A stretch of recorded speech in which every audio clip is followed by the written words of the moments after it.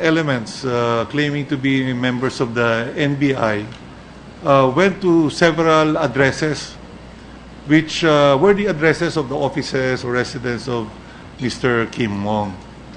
They presented a search warrant in the name issued by a certain judge. We want also later to submit this in Malabon. But the search warrant is addressed to Wen Liu, W-E-N-L-I-U, but the address is the address of Mr. Kim Mong, and the pictures that they showed were the pictures of Kim Mong. And what was alarming, Your Honor, is on the very same day, a box, sealed box, was delivered to the house of Mr. Kim Mong. The box allegedly came from RCBC, and the name on the box, sealed the box, was Kim Mong. The alleged LBC delivery man was riding in a motorcycle, was not in the uniform of LBC. So the maid in that house questioned immediately, bakit hindi naka-uniform yan? At saka bakit Holy Wednesday? At saka bakit may mga NBI operatives? Nasa labas. So we felt, Your Honor, that somebody was trying to plant evidence against Mr. Kim Mong, so that if that box was, again, I'm speculating, if that box was received by the maid, these NBI or these people claiming to be NBI operatives would immediately serve a search warrant in the name of Wen Liu, but with the picture of Mr. Kim Mong. I'm sure at this point in time you've already checked with the NBI if those operatives were legitimate or fake. Sabi po nila, legitimate po. Nasa news kagabi. Legitimate pa po, pero mukha ko naman po. Ibig sabihin, iba yung pwede pangalan. Po matestify lahat ng driver, katulong, masahista. Ganun po. Okay. Sa bahay ko po, may tao po kami at minomonitor sila. Tsaka meron pa po napunta, may mga picture po. Wala akong oras po magtrabaho kasi gusto ko lang po magsalita. Sinasabi niyo, Mr. Kim, kung matanggal lang itong harassment, makakuha kang ebidensya para masuportahan itong sinasabi nyo. Sana po. Tsaka, hindi ko po alam kung ano mangyayari sa akin dahil maraming reasons po. Kasi po, yung dalawa po kalaban ko dito ngayon. Sino po? Yung kabilang site, hindi nakatanggap lang kulang ng pera. At dito side naman ng kalaban ko naman puno, hindi ko alam. Kaya medyo malaki problema buhay ko ngayon. Okay lang po yun. Okay, balik tayo doon sa restaurant. Wala bang nakakita sa inyo, nakilala nyo para masabi mong oo? Wala bang witness? Sir, gagawin ko pong paraan. Bigyan niyo ko ng konting time. Next hearing ko, makikita niyo po siguro lahat ng affidavit po. Okay. Sino nagbayad? Yung sinasabi niyo po sa restaurant, kung nakakita sa sa restaurant. Opo. Sino nagbayad ng kinain nyo? Ako po. Ay, sayang. Pero po, naka-charge po sa suler. Okay, Mr. Kim, sabi mo on several occasions kumuha ka ng cash sa bahay ni Concon Bautista. Diba? Opo. Anong kulay yung gate nila Concon Bautista sa bahay?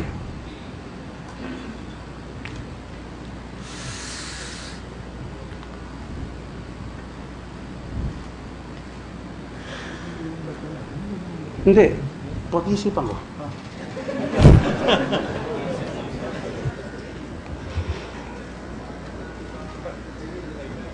Side door po, side door, parang gray yata ho. Pero yung pinto niya, pagpasok sa bahay, kahoy po.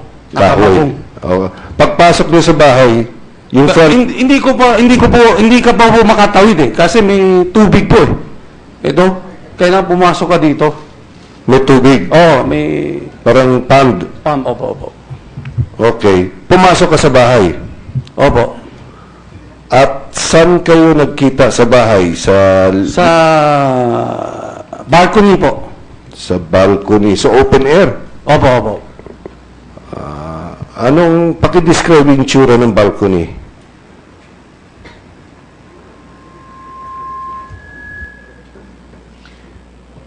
Mr. Chair, instead of going through those details, can we ask Mr. Kim Wong, may picture ka ba na kinuha sa loob ng bahay?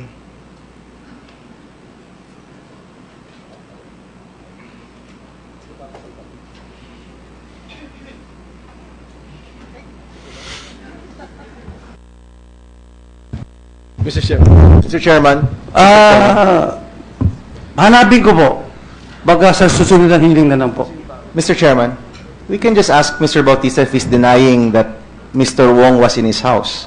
Do you concur or do you deny that Mr. Wong was in your residence during those dates, Mr. Bautista? Yes.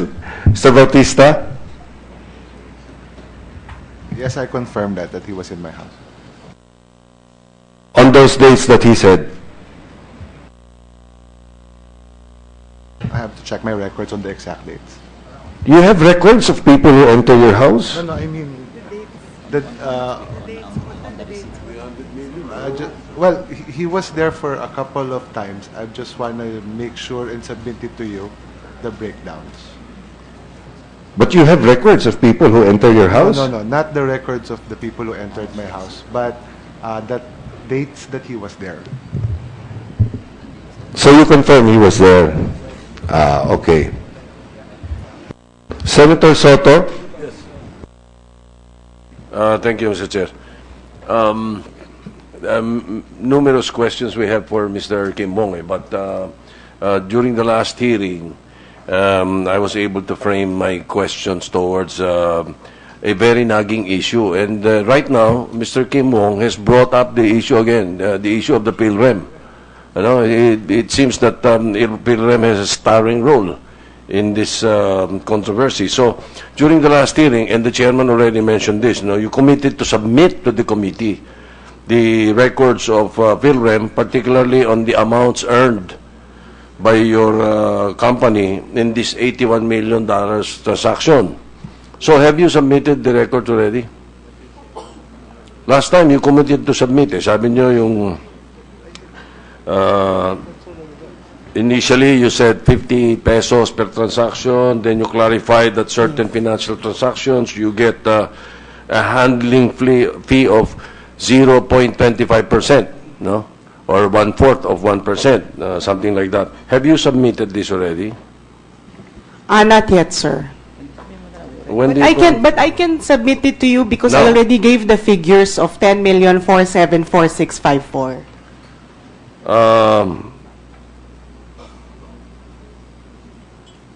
You said 10 million as what? A handling fee? Yes, sir. What exactly is a handling fee? What do you mean by handle? Handling fee, sir, is it's a type, yung transaction po namin na ginawa. So that comprises the conversion and the handling fee. Marami po kasi nagtatanong, bakit if there are withdrawals that are going to be made in certain dollar accounts or peso accounts in a certain bank, like in this case, the RCBC, at dadalhin sa casino, bakit kailangan dumaan sa inyo? Sir, in all honesty, hindi ko alam bakit kailangan pa dumaan sa amin. Tinawagan lang ho kami ng RCBC branch manager.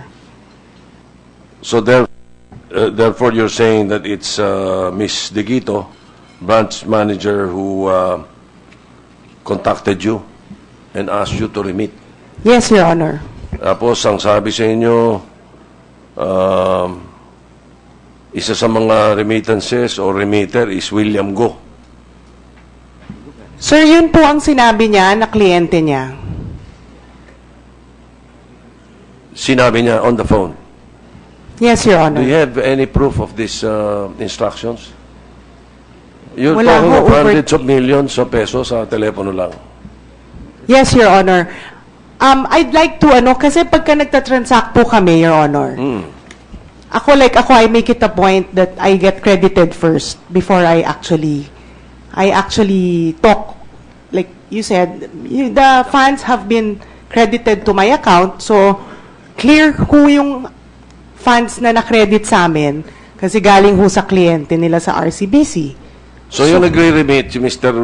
William Go, Opo. sinasabing Mr. William Go at sinasabi ni Mr. Go na hindi siya yun, hindi nyo nakausap. Hindi po. Yung Your branch Honor. manager ang nagbigay Yes, sa Your inyo Honor. ng instructions. Opo. Okay. Kausap mo on the phone si Miss Digito. How can you be so sure na si Miss Digito yun? Have you had dealings with her before? Yes, Your Honor. At saka, siya ho ang nagsasabi kung magkano yung i-credit sa account po namin. Inaantay lang po namin yon. Ang branch po namin, Unimart, hindi ho sa Jupiter. So, pag nag-check po kami ng account namin, nandun, sa Unimart. So, Opo. previous dealings with Miss Digito already? Opo. Yes, Alright. Your Honor. And then, puro over the phone. Yes, Your Honor. How did you meet? How did you know that it was her? Your Honor, from before pa ho kasi, kilala na ho namin si Ms. Digito. Paano nyo nakilala? That time, she was still with iBank. And then she transferred to numerous banks. Merong export, may East-West. So from time to time, she would call para magpa-remit or mag-convert, ganun po. Iba-iba ang halaga nito mga transactions na to. Iba-iba po. Kasi laki ba nito mga pinapadala ngayon o maliliit lang? Meron pong malaki naman po. Saan yan? Mga bangko rin? Casino din? Hindi po. Sa account din po sa RCBC. Alright. In your statement last time, you said you delivered to Mr. Wei Kangshu. Yes, Your Honor. Paano nyo dineliver Mr. Wei Kangshu? May resibo ba kayo? Sa ano po? Sa Soler po. Sa Soler. Apparently, walang Mr. Wei Kangshu. Hindi, meron po. Actually, nung nag-deliver po ako, madami ho silang Chinese na nandun. Paano mo na-identify na si Wei Kangshu yun? Sino nagsabi? Ano itsura? May litrato ka? May... Binigyan lang po ako ng cellphone number ng branch manager, tawagan ko, tapos i-meet ko siya doon. So, balik sa branch manager. Yung branch manager na naman ang nagsasabi. Sir, lahat po ng instructions po namin galing po sa branch manager. Kasi siya po ang Ang kliyente. kasasabi pa lang ni Mr. Kim Wong ngayon ay hindi si Wei Kangshu ang pinagbigyan ninyo eh. Ang sabi niya, si Mr. Bautista nag-deliver, hindi ikaw eh. Hindi, nandun po ako. One time, nandun ka? Opo. Ano yun? Magkano yung deliver mo? Yung 90 million po. Nung February 5 po. Yung una, Opo. 90. Akala ko 80. 90 po. 90. Kanino mo binigay? Kay Wei Kangshu. Kay Wei Kangshu po. At alam mong siya yun. Binigay niya po yung passport. Pinakita yung passport niya. So, anong resibo mo na tinanggap? Meron kayo resibo na tinanggap niya?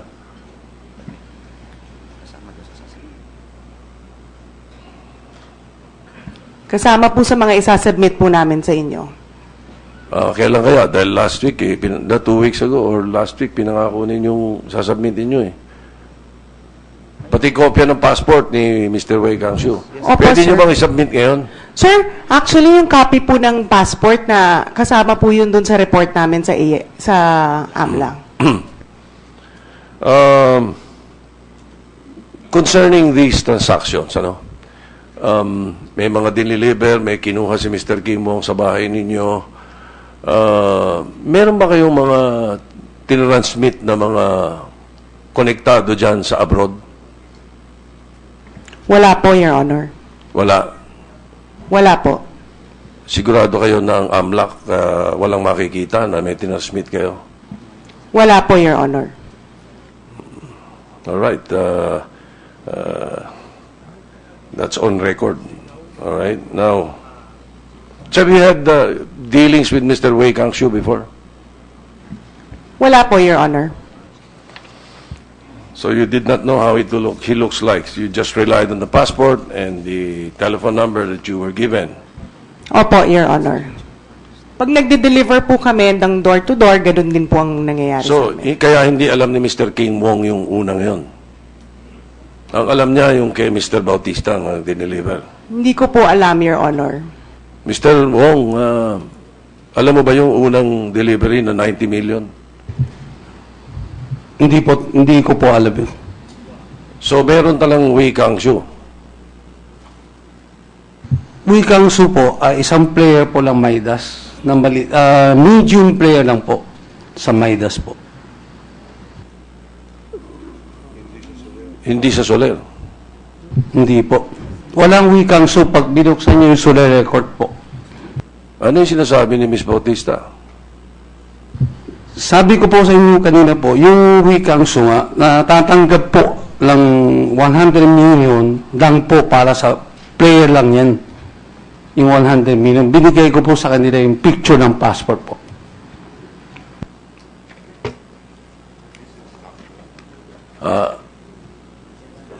Mr. Tan? Mr. Benny Tan? Yes, Your Honor. Meron bang Mr. Wei Kangshu? No, we've corrected. My error was during the first hearing, Your Honor, was identifying Wei Kangshu as the recipient of the funds from Philrem. That was a mistake, Your Honor. I mistook him for another person, Your Honor. Honest mistake. I'm sorry about that. So, who were you pertaining to? The funds were remitted to the account of Ding Ji Si, Your Honor. Among the 18 persons that he allowed to play the non-negotiable chips, there's another person named Wei Kang Zhang. I made the mistake of thinking that they were one and the same. That was a mistake. Who do you think is the person being referred to by Ms. Bautista? We checked Soler record, Your Honor. We have no record of Wei Kang Shu.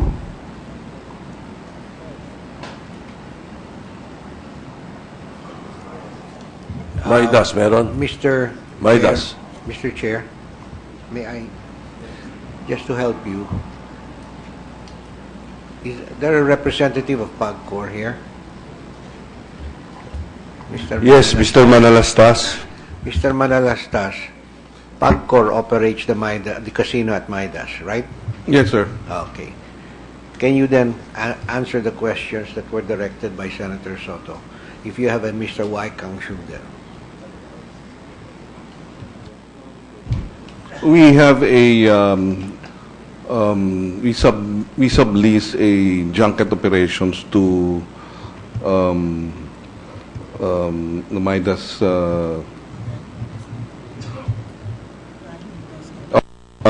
Prime Investment Piki, yeah, Korean Incorporated. Attorney Nepomuceno here represents the group. Ms. Nepomuceno, you heard the question? Your Honor, I believe that if and when Mr. Wei Kangshu has played in the Oriental casinos in Midas, then he has been pre-qualified by Eastern Hawaii to play. So there's such a person on your record? I believe, Your Honor, if he has played, I do not have personal knowledge, but if he has played, we have submitted actually a photocopy of his passport to the PAGCOR representative in Midas Casino. So we can actually check. In the Midas Casino knows Mr. Wai Kangshu personally? I believe, Your Honor, it's Mr. Wong should Yes, know. Mr. Wong said yes, but who? Apart from that, Your Inside the Honor, casino. the PAGCOR representative or the PAGCOR branch manager assigned to the Midas Casino should have the records, Your Honor. What is his name? Mr. Ray de Guzman, Your Honor. All right, Mr. Chair, I move that the committee secretary invite Mr. Rene Guzman. So ordered, Comsec.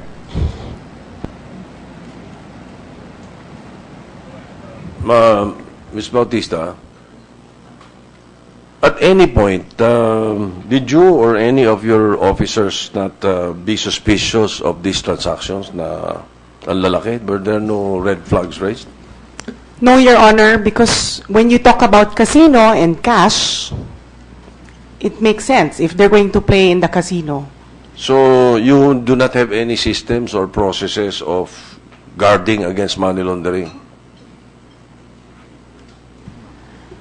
Your Honor, we do, but in this particular case, the money came from an account in RCBC that was transferred to our account in Unimart, and all my disbursements were allowed by the RCBC Unimart branch.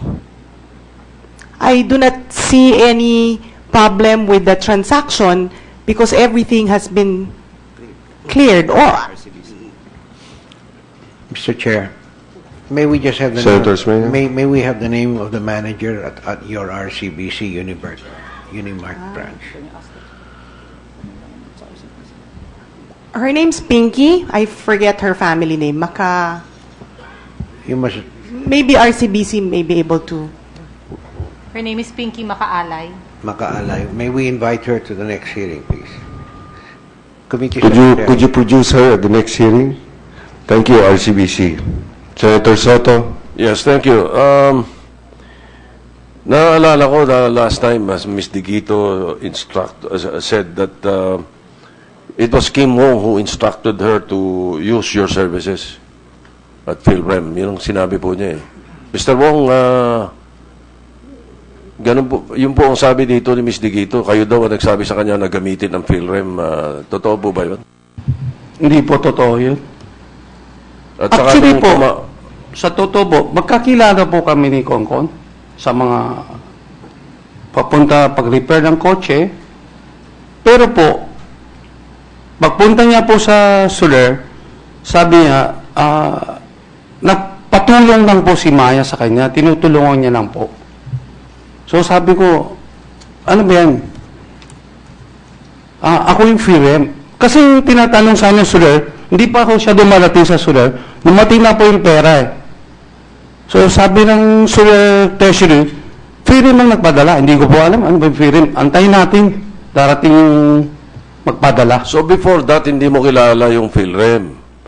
Kilala ko personal si Concon. Ang Philrem kumpanya, hindi ko po alam. So hindi mo maaaring masabi kay Miss Digito na gamitin yung Philrem dahil hindi mo alam yung Philrem? Hindi po. Meron din sinabi si Miss Digito rito na nung sinasabi mo daw at tinatawag mo na padating yung mga pera, ang sabi mo daw at sabi raw niya, bilib ako sa'yo, alam mo Tapos ang sagot mo raw, alam mo kasi ni Lorenzo yan, sabi ko sa'yo Sinabi mo ba yon? Hindi po. Sa totoo lang po, PNB time, more than 20 years ako kami makakilala. Hindi ko po tinatawagan yan, hindi minsan. Si Mr. Kasi malaki respeto ko po sa kanya. Hindi po yung totoo. Tanong po sa kanya. Sa mga party lang, nakikita, minsan-minsan, pero never ko po siya tawagan. So hindi totoo yung sinabi mong alam ni Lorenzo yung transaksyon niya, sabi ni Miss Digito? Paano po kami mag-usap? Hindi po kami nag-uusap po. Ni Miss Digito, ni Maya? Ni Mr. Lorenzo po. Yung si Maya? Wala po ako sinasabi sa kanya po. Yeah. Mr. Chair. Yes, Senator Enrile. Mr. Kim, doon sa nung pinakinggan namin si Maya, sabi niya, kayo daw, ikaw, at saka si Mr. Jason Go, at saka si Mr. Lorenzo Tan, ay may Thursday Club. At nagkikita kayo halos linggo-linggo. Nagkikita kayo, magkakaibigan daw kayo Totoo ba? Hindi po totoo yun. Hindi ko po alam yung Thursday Club. Hindi. At, sir, sandali po, sir. Sorry po Hindi po ako mahilig sa social. Hindi po, never po. At marami tao pwede po mag-identify sa akin yan. Hindi ko hilig po mag-party, lahat. Wala akong hilig dyan. At saka sinabi niya na kaya niya hindi na tinanong yung kanyang mga bosses sa RCBC dahil nga kaibigan mo si Mr. Tan at sinabi daw sa kanya ni Mr. Tan na bahala ka sa kanya, alagaan mo siya. Ikaw. Wala pong nangyari yan. Kailaman. Tsaka, hindi naman siguro walang ethics, di ba po?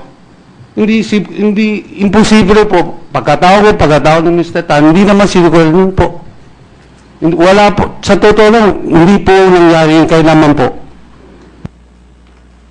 Okay. Hindi totoo yun. Hindi po totoo po. Okay. Senator Soto. Just to wrap up, Mr. Chair. Just one or two questions.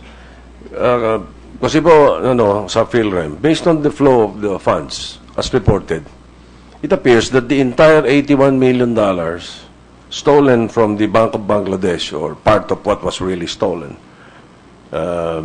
ended up in your dollar account. Dumaan po sa inyo, no? Opo, Your Honor. Confirm that. Now, the four initial payee accounts, Mr. William Go, at yung apat na account na sinasabi, 5 bali, being questioned by media and the banks, they are fictitious or fake. On the other hand, ang undisputed account lang talaga dito, yung account nyo. No? Correct? Yes, Your Honor. Yeah. And then I heard that, I don't know if this is true, the AMLAC would be able to say that. I think all of the personalities that have already been mentioned concerning this issue, their accounts were frozen by the AMLAC. Ang account, di ba, frozen ng AMLAC? Hindi. Hindi po, Your Honor. Dumaan lang po sa Kayo lang akin. ang hindi frozen sa involved dito. Lahat involved. Hindi, pero yung sa RCBC account namin frozen. RCBC account lang. Kasi, under these circumstances, kaya I'm airing the side of some people also in the banking industry. Can you tell us why we should not think that you are a major player in this anomalous or irregular transaction, Ms. Bautista?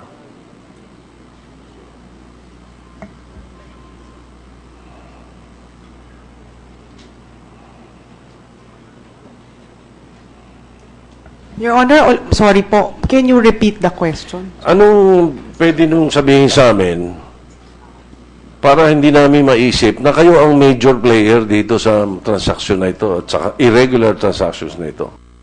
Anomalous and irregular transaction. Kayo ang nasa gitna eh. Kayo ang dinaanan ng lahat ng pera aside from the branch manager.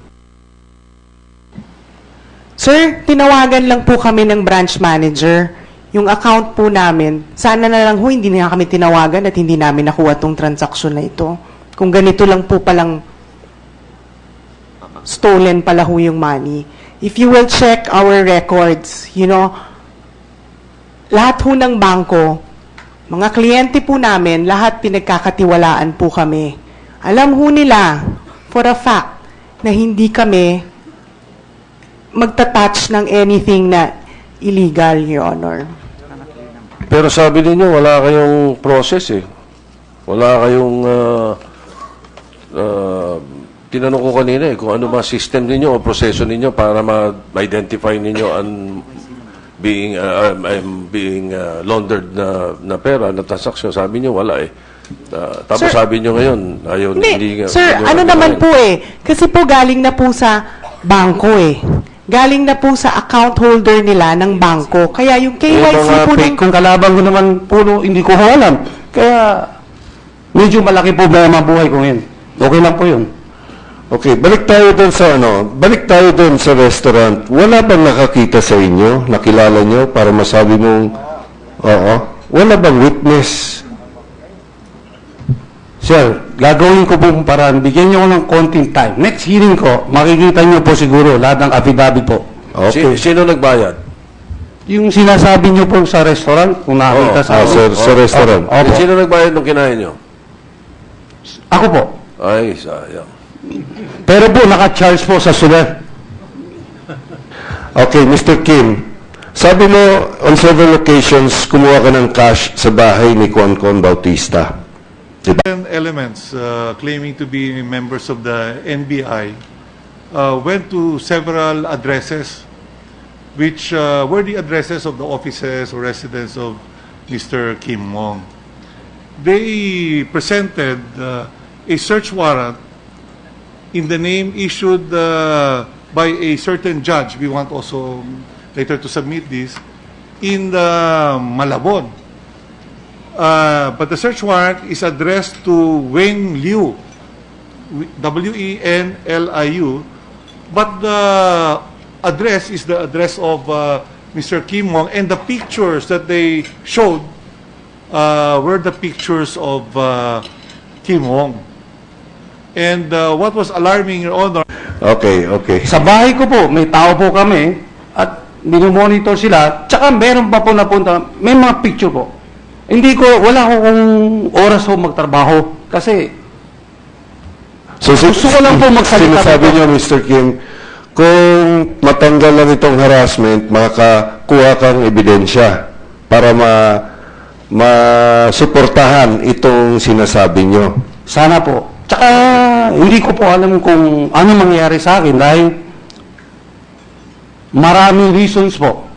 Kasi po, yung dalawa po kalaban ko dito ngayon. Sino po? Yung kabilang site, hindi nakatanggap lang kulang ng pera. At dito site naman evidence against Mr. Kim Mong, so that if that box was, again, I'm speculating, if that box was received by the maid, these NBI or these people claiming to be NBI operatives would immediately serve a search warrant in the name of Wen Liu, but with the picture of Mr. Kim Mong. That is I'm why- sure at this point in time, you've already checked with the NBI if those operatives were legitimate or fake. sabi po nila, legitimate po. Nasa news kagabi. Legitimate pa po, pero mukha ko naman po. Ibig ko sabihin, iba yung Pwede po pangalan. matestify lahat ng driver, katulong, masahista. Ganun po. is on the very same day, a box, sealed box, was delivered to the house of Mr. Kim Mong. The box allegedly came from RCBC, and the name on the box, sealed the box, was Kim Mong. The alleged LBC delivery man was riding in a motorcycle, was not in the uniform of LBC. So the maid in that house questioned immediately, bakit hindi naka-uniform yan? Tsaka bakit Holy Wednesday? At tsaka bakit may mga NBI operatives? Nasa labas. Nasa labas. So we felt, Your Honor, that somebody was trying to